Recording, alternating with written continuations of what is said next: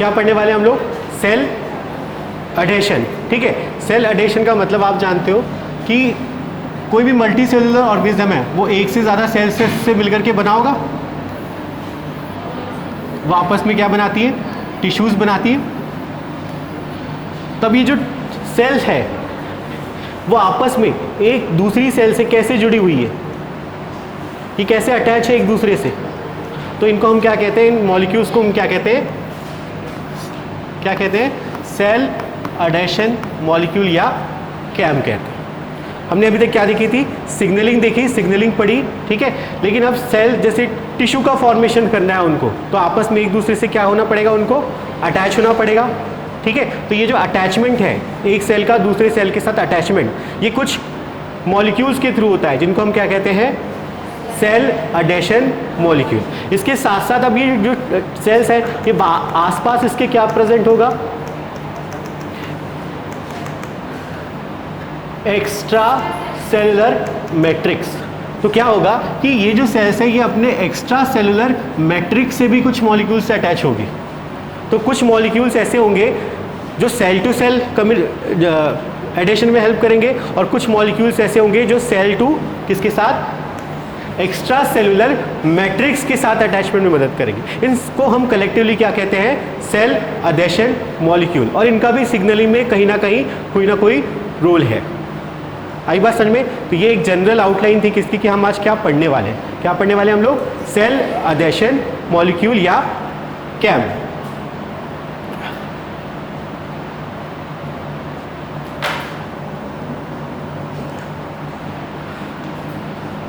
चलो बड़े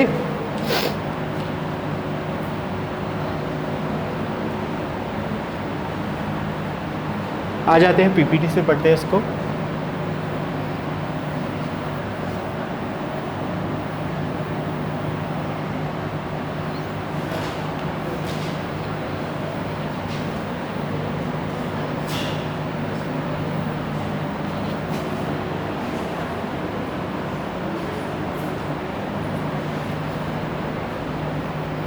आ जाओ। ठीक है, यूनिट 2 के अंदर क्या थे? Cell adhesion and cell communication. इसमें calcium dependent homophilic cell adhesion, calcium independent homophilic cell adhesion, gap junction and connection. तो ये इतनी टॉपिक्स हैं जो हम इसके अंदर कवर करेंगे। ठीक है, क्या है हमने पढ़ा, इसको डिफाइन करते हैं किसको? सेल एडेशन मॉलिक्यूल को। Cell adhesion molecules are protein located on the cell surface involve binding with other cell or extracellular matrix in this process called cell adhesion। ठीक है, अब ये प्रोसेस को हम क्या कहते हैं? Cell adhesion. और ऐसे मॉलिक्यूल जो एक सेल को दूसरे सेल से बाइंड करने में या उस सेल को एक्स्ट्रा सेलुलर मैट्रिक्स से बाइंड करने में हेल्प करते हैं, उनको हम क्या कहते हैं? Cell adhesion molecule. और ये प्रोसेस क्या कहलाती है? सेल एडेशन कहलाती है। ठीक है, cell adhesion molecules help cell stick to each other and their surrounding. मतलब एक ये जो मॉलिक्यूल्स हैं एक सेल को दूसरे सेल से चिपकने में मदद करती है या अडेयर होने में मदद करते हैं, या उसके एक्सटर्नल एनवायरनमेंट से उसको अडेयर करने में मदद करते हैं। These proteins are typically transmembrane receptor and composed of 3 domain. ठीक है, ये जो प्रोटीन्स होते हैं, ये भी जो सेल एडेशन मॉलिक्यूल होते हैं, वो 3 डोमेन से मिलकर के बने होंगे। ठीक है, कौन से 3 डोमेन? समझ लो इसको।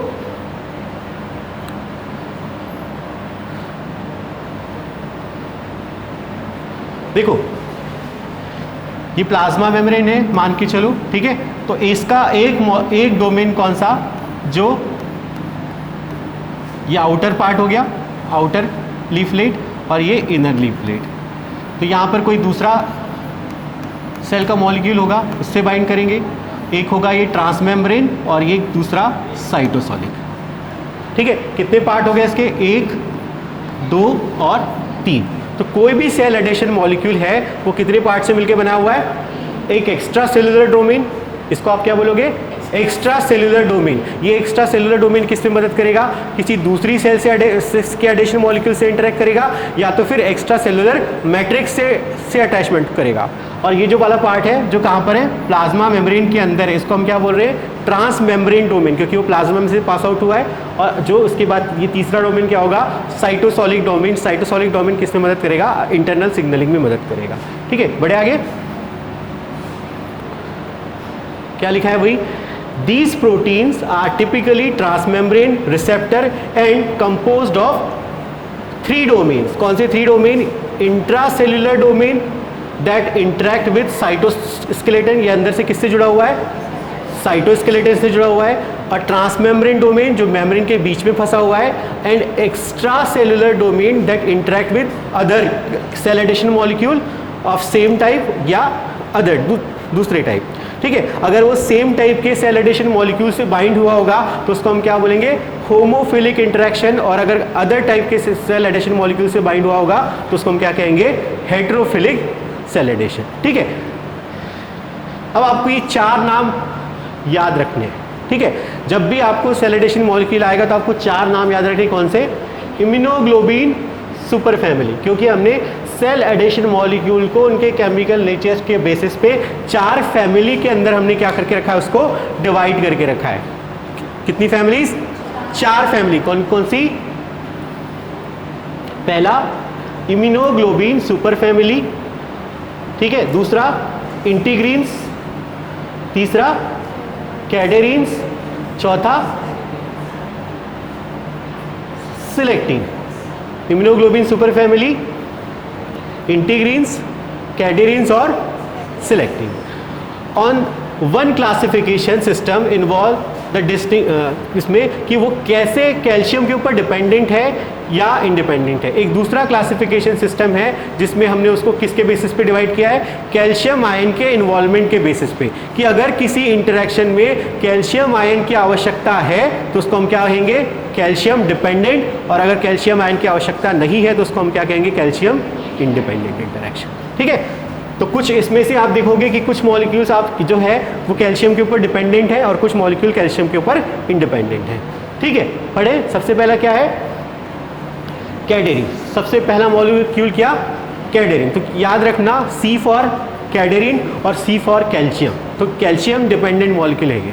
ठीक है, पढ़ते हैं इसको। देखो, the cadherins are homophilic calcium dependent glycoprotein. यहाँ पर 3 शब्द आ गए, 3 अलग अलग शब्द। पहला शब्द क्या? होमोफिलिक। मतलब एक बात पक्की है कि कैडेरिन जो है, एक सेल का कैडेरिन वो दूसरे सेल के कैडेरिन से ही बाइंड करेगा, क्योंकि हम क्या बोल रहे हैं उसको? होमोफिलिक। होमोफिलिक का मतलब सेम टाइप के मॉलिक्यूल से बाइंड करेगा, तो उसको हम क्या बोलेंगे? होमोफिलिक। तो कैडेरिन कैसा मॉलिक्यूल है? होमोफिलिक। दूसरा कैसा मॉलिक्यूल है? कैल्शियम। मतलब उसको दूसरी सेल से के कैडेरिन से बाइंड करने के लिए किस आयन की आवश्यकता है? कैल्शियम आयन की। तो इसलिए उसको हम क्या बोलेंगे? Calcium dependent. तीसरा क्या देख रहे हो आप लोग इसको? ये एक प्रकार का क्या है? ग्लाइकोप्रोटीन है। ग्लाइकोप्रोटीन का मतलब एक कार्बोहाइड्रेट और प्रोटीन से मिलकर बना है। एक ही लाइन के अंदर 3 शब्द है। उसके बाद it is a type of type 1 transmembrane protein. हम जो ट्रांसमेम्ब्रेन प्रोटीन है उसको अलग अलग टाइप्स में डिवाइड करते हैं, टाइप 1, टाइप 2, टाइप 3। अभी आपको एक मैं स्लाइड दिखाता हूँ, ये देखो। ये पूरे ट्रांसमेम्ब्रेन प्रोटीन है, उनके अलग अलग क्लासिफिकेशन है। तो इसके अंदर वो कहाँ पर आता है? वो टाइप 1 में। इसमें टाइप 1 जो प्रोटीन्स हैं उसका जो कार्बोक्सिलिक पार्ट है, क्योंकि ये अमाइनो एसिड से मिलकर के बने होते हैं प्रोटीन्स, तो उसका जो कार्बोक्सिल टर्मिनल है वो कहाँ पर होता है? साइटोप्लाज्म के पास। और अमाइनो टर्मिनल जो है, ये वाला दिख रहा है आपको, ये क्या होता है? सेल से बाहर। तो इसको हम क्या बोलते हैं? टाइप 2, फिर टाइप 1, फिर ये टाइप 2, टाइप 3, टाइप 4। ये भी हमारे पढ़ने वाले का हिस्सा नहीं है, लेकिन आप याद रखो कि कैडेरिन कैसा मॉलिक्यूल है? टाइप 1 ट्रांसमेम्ब्रेन प्रोटीन है। अब टाइप 1 में आपको एक चीज़ याद रखनी कि उसका जो कार्बोक्सिल टर्मिनल है वो कहाँ पर होगा? साइटोसॉल के पास। याद रखोगे? C for carboxylic, C for. ठीक है, next point, they play important role in cell adhesion, forming adhesion junction to bind cell with in tissue together. ठीक है, ये बेसिकली क्या करते हैं? सेल टू सेल एडिशन में हेल्प करते हैं। The cadherin super family includes cadherin, protocadherins, ठीक है, डेस्मोग्लिन, डेस्मोकोलिन एंड मोर। ठीक है, इनके कैडेरीन के कुछ एग्जाम्पल कौन कौन से हैं? प्रोटोकैडेरीन्स, कैडेरीन्स, डेस्मोग्लिन और डेस्मोकोलिन, ये आपको याद रखना है। ठीक है, कैडेरीन क्या है? एक प्रकार का ग्रुप है, और उस ग्रुप के अंदर जो प्रोटीन्स हैं उनके नाम क्या है? ये सब। In structure, they share cadherin repeat, which has the extracellular calcium binding domain, which has a extracellular calcium binding domain. इसके पास क्या है? ये बेसिकली क्या है? ये कैडेरीन कैसा है? इसके पास क्या होंगे? रिपीट्स होंगे। क्या होंगे? कुछ रिपीट्स। रिपीट्स का मतलब कुछ अमाइनो एसिड के क्या होंगे? कुछ स्पेसिफिक सीक्वेंसेस होंगे जो किस में पाए जाएंगे? सिर्फ कैडेरीन में पाए जाएंगे। बढ़े आगे। The best studied cadherins are E cadherins. अब देखो, अब इसमें से कुछ कैडेरीन्स जो अलग अलग टाइप की मेम्ब्रेन पे देखे गए हैं। हाँ इमन भैया बोलो। हेलो। ठीक है, द बेस्ट स्टडीड कैडेरीन कौन सा है? ई कैडेरीन। ई कैडेरीन का मतलब उसको नाम ई क्यों दिया गया है? सोचो, क्योंकि वो कहाँ पर पाया जा रहा है? इपीथीलियल सेल पे। मतलब ऐसे कैडेरीन जो इपीथीलियल सेल पे पाए जाएंगे उनको हम क्या कहेंगे? ई कैडेरीन। वैसे ही एन कैडेरीन कहाँ पर पाए जा रहे हैं? न्यूरोनल। और पी कैडेरीन कहाँ पर पाए जा रहे हैं? प्लेसेंटल। तो ये लोकेशन के बेसिस पे कैडेरीन्स को क्या नाम दे दिया गया है? Cadherins contain relatively large extra cellular segment consist of 5 tandem domains of similar size and structure, a single transmembrane segment and a small cytoplasmic. अब इसको देखो, इसको डायग्राम से अच्छे से समझ पाओगे आप लोग। ये दिख रहा है आपको? बस हाँ भैया, हेलो भैया, भूगोल में क्लास ले रहा था, बोलो ना। मैं बस आधे घंटे में आ रहा हूँ ना, बस। ठीक है, हाँ ठीक है। मैंने क्या कहा था कि कैडेरीन जो होते हैं उनका जो एक्स्ट्रा सेलुलर डोमेन है वो कैसा होता है? बहुत लार्ज। अब इसके अंदर देखो, रिपीट दिख रहे हैं आपको? 1 2 3 4 5 5 डोमेन दिख रहे हैं। अब आप बोलोगे सर ये तो ये दूसरे वाले सेल के हैं, ये 5 किसके हैं? इस सेल के हैं। ये 5 किसके हैं? इस सेल के। ऐसे यहाँ पर कितने डोमेन दिख रहे हैं आपको?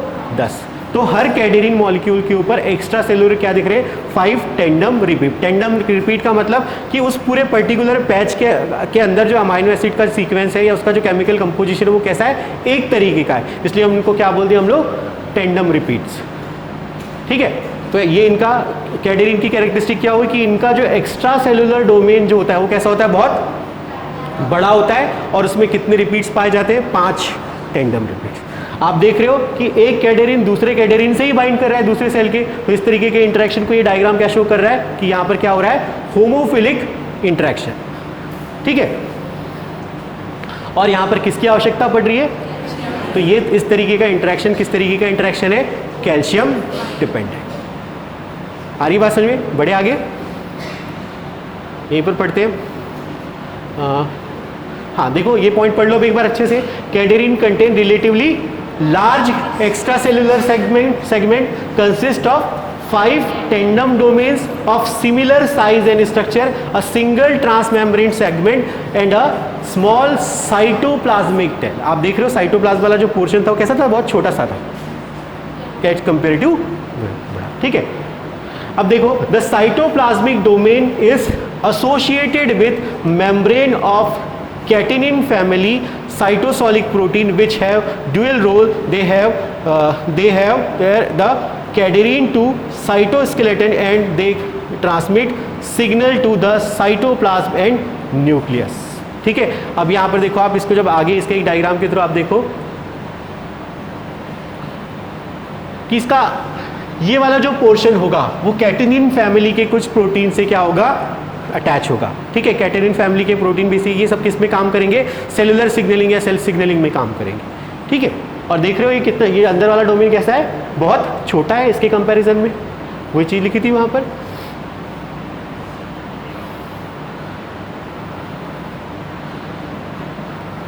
सेकेंड जो ग्रुप है किसका?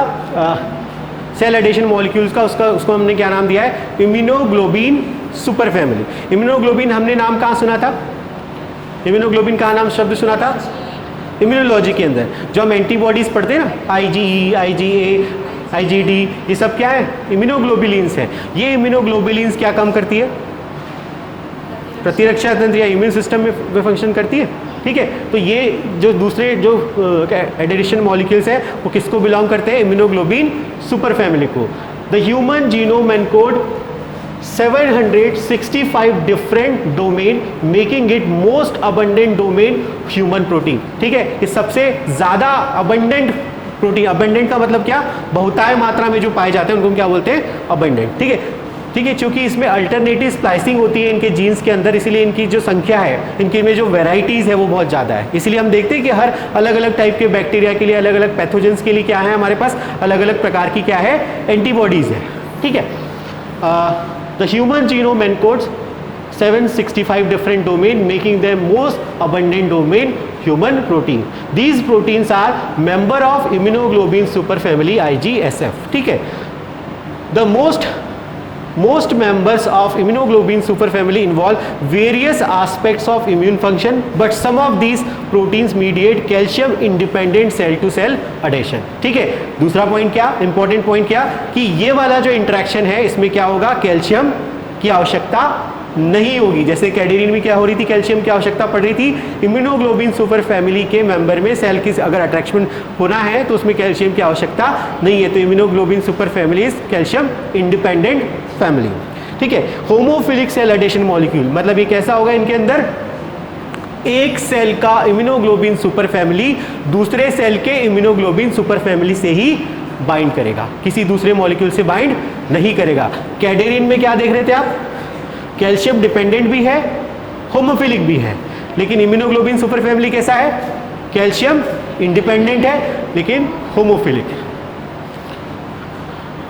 बढ़े आगे, ये किससे मिलकर के बने होते हैं? ये देखो, anti parallel beta sheet and contain hydrophobic and disulphide tractions. ये किससे मिलकर के बने होते हैं? इनका जो अगर प्रोटीनेज स्ट्रक्चर देखो तो सेकेंडरी प्रोटीन स्ट्रक्चर कौन सा? एंटी पैरेलल बीटा शीट से मिलकर के बने होते हैं। ठीक है, जिनमें क्या पाए जाते हैं? हाइड्रोफोबिक एंड डाइसल्फाइड बॉन्ड्स पाए जाते हैं। ठीक है, most immunoglobulin super family cell adhesion molecules mediate the specific interaction of lymphocyte with cell required for an immune response, macrophage example macrophage and other lymphocyte and target cell. ये जो immunoglobulin super family के cell adhesion molecules हैं, ये इनका जो involvement है वो सबसे ज़्यादा किसमें है? इम्यून सिस्टम की सेल्स के साथ। इस कौन इम्यून सिस्टम के लिए रिस्पॉन्सिबल हैं ये कौन सी ये सब किसकी सेल्स हैं? इम्यून सिस्टम की सेल्स है, मैक्रोफेजेस, लिम्फोसाइट्स। ठीक है, तो अल्टीमेटली घुमा फिरा करके कि ऐसे एडिशन जो प्रतिरक्षा तंत्र से रिलेटेड है उनमें ज़्यादा से ज़्यादा इन्वॉल्वमेंट किसका होगा? इम्यूनोग्लोबिन सुपर फैमिलीज का। ठीक है, क्योंकि नाम में लिख रहा है उस पर immunoglobin super family. Some immunoglobin super family member such as VCAM. VCAM का मतलब ये कहाँ पर एक्सप्रेस हो रहा है? Vascular cell adhesion molecule. ठीक है, उसके बाद एनकैम, ये कहाँ पर हो रहा है? न्यूरोनल। फिर L1 ये कहाँ पर प्रेजेंट होगा? Mediate adhesion in between two immune cell. Basically L शब्द अपन इसको बिलोंग कर सकते हैं कि लिम्फोसाइट से रिलेटेड। लिम्फोसाइट का मतलब WBC का एक टाइप है। अब देखो ये कैसे होते हैं? एक सेल का इम्यूनोग्लोबिन सुपर फैमिली, ये दूसरे सेल का इम्यूनोग्लोबिन सुपर फैमिली, और ये दूसरे से एक क्या कर रहे हैं? बाइंडिंग कर रहे हैं। तो इस तरीके की बाइंडिंग को क्या बोलते हैं हम लोग? होमोफिलिक इंटरेक्शन। एक ही तरीके के मॉलिक्यूल के साथ हो रहा है ये। ठीक है, बढ़े आगे इसको फिर से। अभी देखो, इसका भी डोमेन साइटोसोलिक जो डोमेन है वो कैसा है? छोटा है। एक्स्ट्रा सेलुलर डोमेन कैसा है? बड़ा है। ठीक है, अब जो एक्स्ट्रा सेलुलर डोमेन होता है उसको FN3 डोमेन भी इन्होंने नाम दिया है। ठीक है, कौन सा टर्मिनल है ये? अमाइनो टर्मिनल है। तो ये एक सेल हो गई है ना, उसकी प्लाज्मा, ये दूसरी सेल हो गई, और ये दूसरे आपस में इनका कौन सा डोमेन? एक्स्ट्रा सेलुलर डोमेन क्या कर रहा है? इंटरेक्शन। अब इसमें कैल्शियम की आवश्यकता तो नहीं पड़ रही, लेकिन एक सेल का इम्यूनोग्लोबिन सुपर फैमिली दूसरे के इम्यूनोग्लोबिन सुपर फैमिली से बाइंड कर रहा है, तो इस तरीके के इंटरेक्शन को आप क्या बोलोगे? होमोफिलिक। बढ़े आगे, diversity generated by alternative splicing. मैंने आपको पहले ही बता दिया था कि इनकी जो संख्या सबसे ज़्यादा क्यों है? क्योंकि इनमें अल्टरनेटिव स्प्लाइसिंग पाई जाती है। ट्रांसक्रिप्शन के बाद एक प्रोसेस होती है जिसको में RNA को क्या किया जाता है? कट किया जाता है। एक्सोनिक पोर्शन को हटा के इंट्रॉनिक पोर्शन को, इंट्रॉनिक पोर्शन को हटा के एक्सोनिक पोर्शन को जोड़ दिया जाता है। अब वो एक्सॉन कैसे, समझो इस चीज़ को, तूने मॉलिक्यूलर बायोलॉजी मेरे नहीं पढ़ाई थी ना,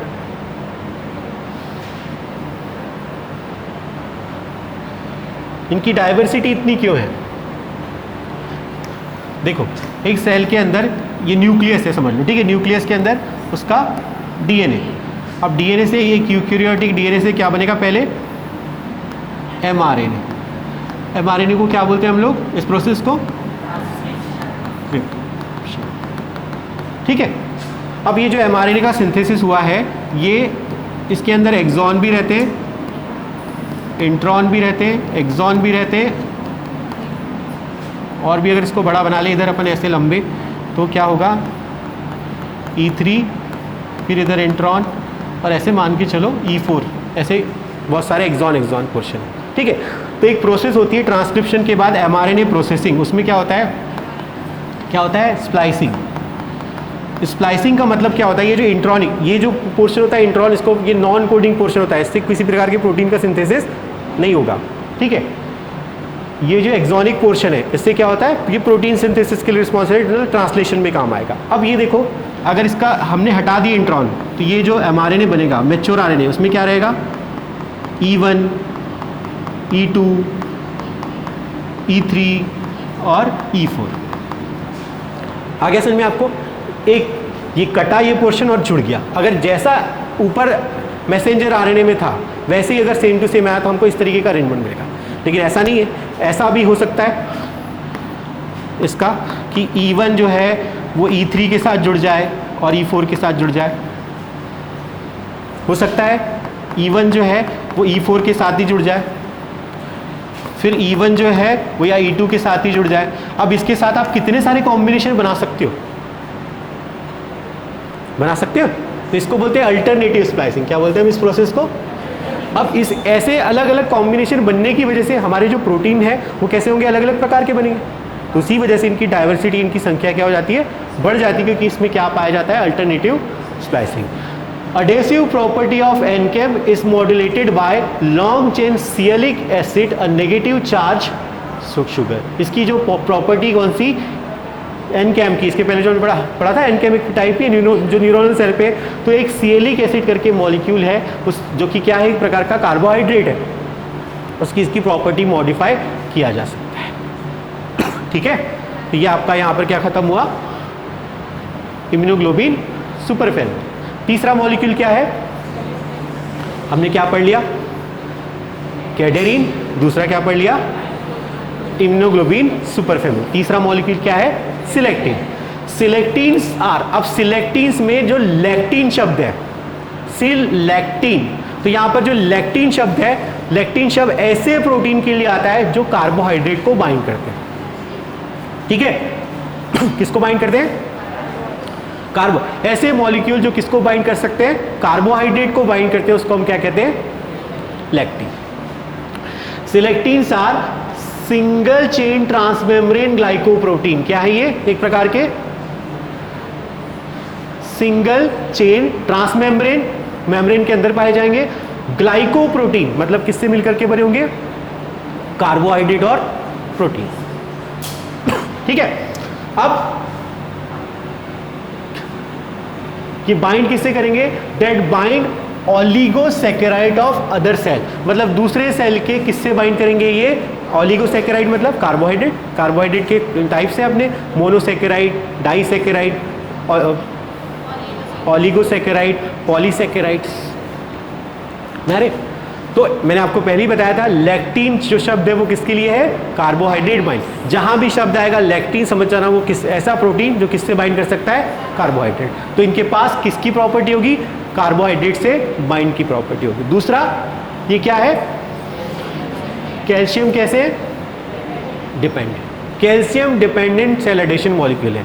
कैडेरिन कैसे थे, डिपेंडेंट। इम्यूनोग्लोबिन सुपर फैमिली कैसी थी, इंडिपेंडेंट। और सिलेक्टिन कैसे, फिर से कैल्शियम डिपेंडेंट, ठीक है। लेकिन अब इसमें देखना, large extra cellular domain act as the lectin. Lectin का मतलब क्या हो गया, जो कार्बोहाइड्रेट को बाइंड करता हो। सीएल जो किससे किससे बाइंड करेगा, ये सब कार्बोहाइड्रेट मॉलिक्यूल्स है, सिएलिक एसिड, गैलेक्टोज, ठीक है, फ्यूकोज आर सिलेक्टिन लिगेंड। ये किससे बाइंड करेंगे? दूसरे सेल के कार्बोहाइड्रेट, कौन से सिएलिक एसिड, गैलेक्टोज, फ्यूकोज, इससे बाइंड करेंगे। अब आप बोल सकते हैं इसको कि ये कैसा इंटरेक्शन शो करेंगे, किस तरीके का इंटरेक्शन शो करेंगे, कैसे होमोफिलिक करेंगे बेटा? हेट्रोफिलिक। अगर ये सिलेक्टिन दूसरे सिलेक्टिन से बाइंड करता तो हम क्या बोलते? लेकिन ये किससे बाइंड कर रहा है? कोई दूसरे ही मॉलिक्यूल से बाइंड कर रहा है। दिख रहे हैं ये सब, ये दूसरे मॉलिक्यूल नहीं है। सिएलिक एसिड, गैलेक्टोज, ग्लूकोज, ये क्या है? ये सिलेक्टिन से क्या? ये सिलेक्टिन के लिगेंड से, मतलब इसमें किस तरीके का इंटरेक्शन पाया जा रहा है? Heterophilic. There are 3 subsets of selectin. E selectin जो कहाँ पर पाए जाएंगे? Endothelial cell. एल सिलेक्टिन जो कहाँ पर पाए जाएंगे? लिम्फोसाइट। पी सिलेक्टिन प्लेटलेट्स और एंडोथेलियल सेल्स पे पाए जाएंगे, ठीक है। L selectins is expressed on all granular and monocytes and on most lymphocytes। इनका एक्सप्रेशन कहाँ पर है? ऑल ग्रेन्युलोसाइट्स, मोनोसाइट्स और लिम्फोसाइट्स में, मतलब ये ब्लड सेल्स की है पूरी। P selectins the largest selectin in store in a alpha granules of platelets of endothelial cells and translocate it to the cell surface of activated endothelial cell and platelets, ठीक है। P selectin कहाँ पर पाए जा रहे हैं, कहाँ पर स्टोर है ये? अल्फा ग्रेन्यूल्स में, किसकी? प्लेटलेट्स की। अब इनकी लोकेशन बता रही है कि कहाँ कहाँ पाए जाते हैं। E selectin is not express under baseline condition except skin microvessels but it is rapidly induced by inflammatory cytokines. ये नॉर्मली ई सिलेक्टिन्स जो है वो एक्सप्रेस नहीं होती, लेकिन कब? जब इन्फ्लामेटरी कंडीशंस होती तब इनका एक्सप्रेशन क्या हो जाता है? बढ़ जाता है। कौन सी वाली सेल्स में? स्किन की माइक्रोवेसल्स की, ठीक है। Selectins are involve in constitutive lymphocyte homing and the chronic and acute inflammatory process. जो सिलेक्टिन्स मॉलिक्यूल्स का जो सबसे ज़्यादा रोल है वो कहाँ पर है? इन्फ्लामेशन। इन्फ्लामेशन का मतलब समझता है? कहीं पर भी अगर कोई वुंड हो गया तो आप देखते हैं वहाँ पर क्या हो जाता है? रेडनेस आ जाती है, उसका ब्लड सर्कुलेशन बढ़ जाता है। घाव जहाँ बनता है, कहीं कट हो गया तो आप देखते हो उस जगह पे रेडनेस, टेम्परेचर बढ़ जाता है। उस पूरी कलेक्टिवली उस पूरी प्रोसेस को हम क्या बोलते हैं? इन्फ्लामेशन, ठीक है। ये देखो एंडोथेलियल सेल्स, ल्यूकोसाइट, ठीक है। ई सिलेक्टिन्स ये अलग अलग तरीके के मॉलिक्यूल से बाइंड कर रहे हैं, इसलिए इसको हम क्या बोलेंगे? हेट्रोफिलिक सेल एडिशन। लास्ट है कौन सा? Integrins. Integrins are transmembrane receptor that are bridged for cell cell and cell to extra cellular matrix interaction. अब आप ये देखो, इंटीग्रीन्स भी कैसे मॉलिक्यूल्स हैं जो किससे बाइंड कर रहे हैं? अभी तक हमने जो भी मॉलिक्यूल पढ़े थे वो हम देख रहे थे कि वो क्या कर रहे हैं, किससे बाइंड कर रहे हैं? एक सेल को दूसरे सेल से जोड़ रहे थे। लेकिन इंटीग्रीन्स ऐसे मॉलिक्यूल है जो एक सेल को सेल से तो जोड़ते ही हैं, लेकिन साथ साथ सेल को किससे जोड़ते हैं? वो एक्स्ट्रा सेलुलर मैट्रिक्स से। अभी तक हमने ये देखा था, तीनों मॉलिक्यूल पढ़े, लेकिन हमने ये नहीं पढ़ा था कि एक सेल का मॉलिक्यूल कैडेरिन, इम्यूनोग्लोबिन सुपर फैमिली और क्या सिलेक्टिन एक्स्ट्रा सेलुलर मैट्रिक्स से बाइंड नहीं कर रहे थे। कौन बाइंड कर रहा है? इंटीग्रीन्स, ठीक है। Integrins have 2 different chain, alpha and beta subunit are called obligate heterodimer. ये भी कैसे है? क्योंकि ये अलग अलग 2 चेन से, अलग अलग टाइप की 2 चेन से मिलकर बने, इसलिए इसको हम क्या बोल रहे हैं? Heterodimer. 2 subunit are oriented so as to form a globular extracellular head. अब इसको ये डायग्राम से बहुत अच्छे से क्लियर होगा। आप देखो स्ट्रक्चर, देखो किसका? इंटीग्रीन्स का। आप देखो ये 2 अलग अलग प्रकार की, एक ऑरेंज से दिखाया है, एक को किससे दिखाया है? पर्पल से। ये 2 अलग अलग प्रकार की पॉलीपेप्टाइड चेन से मिलकर के बने हुए हैं 2 अलग अलग यूनिट्स, इसलिए हम इसको क्या बोलते हैं? इस मॉलिक्यूल को हेट्रोडाइमर, ठीक है। अब ये देखो, ये साइटोप्लाज्मिक पार्ट है और ये एक्स्ट्रा सेलुलर पार्ट है। जैसे कि कोलेजन, कोलेजन कहाँ पाया जाता है पता है आपको? एक्स्ट्रा सेलुलर मैट्रिक्स के अंदर, तो ये उससे बाइंड कर रहा है। चूंकि ये दूसरे सिलेक्टिन से, इंटीग्रीन से बाइंड नहीं कर रहा है, इसलिए इसमें किस तरीके का इंटरेक्शन होगा? इंटरेक्शन कैसा होगा इसका? हेट्रोफिलिक। मतलब आपने देखा इम्यूनोग्लोबिन सुपर फैमिली और कैडेरिन कैसा इंटरेक्शन शो करते थे, होमोफिलिक, लेकिन ये कैसा इंटरेक्शन शो कर रहे हैं, हेट्रोफिलिक। मतलब सिलेक्टिन्स और इंटीग्रीन, इसमें किस प्रकार का इंटरेक्शन पाया जाता है, हेट्रोफिलिक इंटरेक्शन। ठीक है, अब आगे बढ़ते अब इसको देखो, two subunit are oriented so far to form a globular extracellular head. ये लग रहा है, ये वाला पॉइंट देखो किसकी तरह दिख रहा है, ये एक ग्लोबुलर एक्स्ट्रा सेलुलर हेड की तरह काम कर रहा है, जो किसी दूसरे मॉलिक्यूल से क्या करेगा, बाइंड करेगा।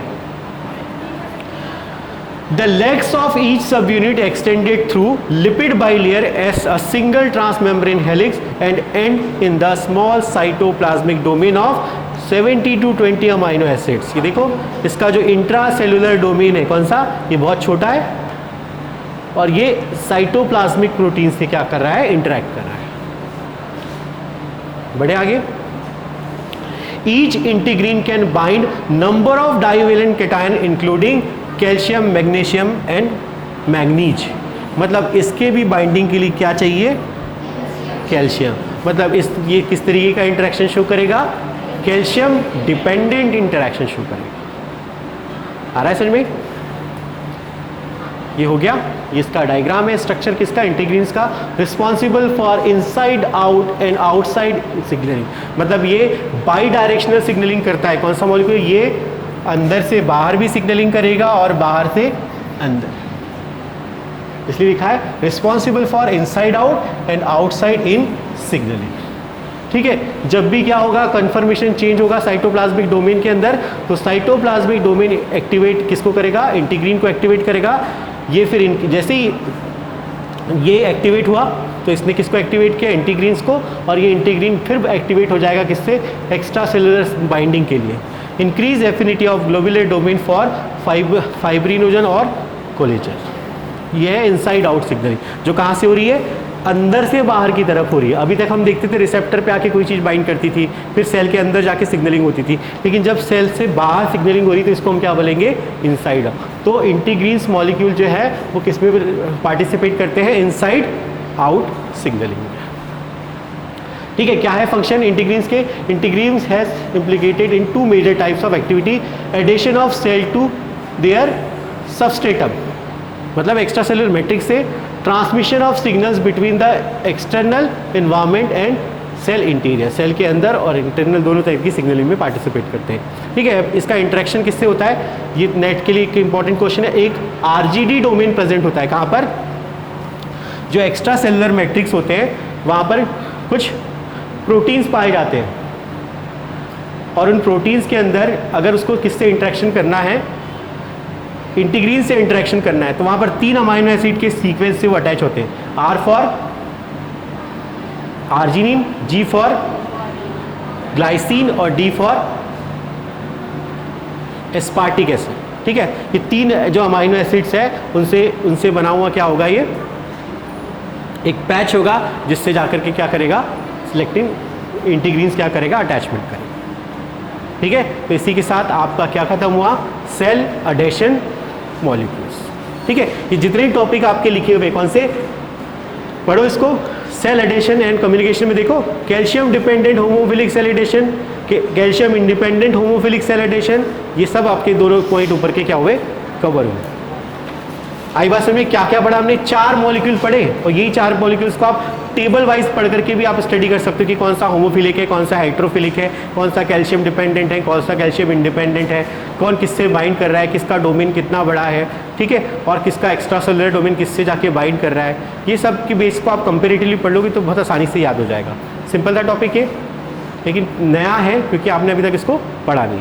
नाम बस याद रखो, कौन से सेल एडिशन मॉलिक्यूल कितने पढ़े, 4, कैडेरिन, इम्यूनोग्लोबिन सुपर फैमिली, सिलेक्टिन्स और इंटीग्रीन्स। ठीक है, अब अगली क्लास में हम क्या पढ़ लेंगे, पूरे एक्स्ट्रा सेलुलर मैट्रिक्स के प्रोटीन्स पढ़ लेंगे, कोलेजन, फाइब्रोनेक्टिन, ग्लाइको, ये सब ये पढ़ाएंगे ना अभी आगे।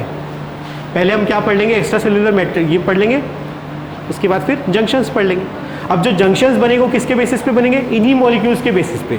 सेल टू सेल को एक सेल को दूसरे सेल से जोड़ने वाले जो जंक्शंस है, किसी में मेम्ब्रेन जैसे क्या है उसमें, पढ़ो एक आध, गैप जंक्शन, गैप जंक्शन में क्या होगा, दोनों सेल के बीच में एक छोटा सा पैसेज होगा किसी आयन के ट्रांसपोर्ट के लिए, किसी मॉलिक्यूल के पास आउट होने के लिए। तो उसका स्ट्रक्चर कैसा है, उसमें कनेक्सिन प्रोटीन रहेंगे, फिर टाइट जंक्शन पढ़ेंगे, डेस्मो से ये सोम पढ़ेंगे। तो ये सब जो एक सेल और दूसरे सेल के बीच में जो जंक्शंस रहते हैं, एक सेल दूसरे सेल से जुड़ी होती है, लेकिन उनमें कुछ मॉलिक्यूल का किसी में ज़रूरत पड़ेगी कि हमको बीच में से मॉलिक्यूल का ट्रांसपोर्ट होना चाहिए।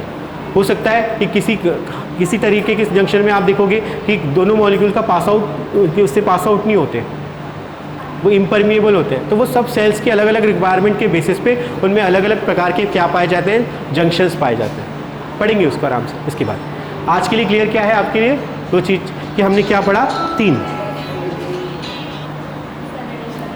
Cell addition,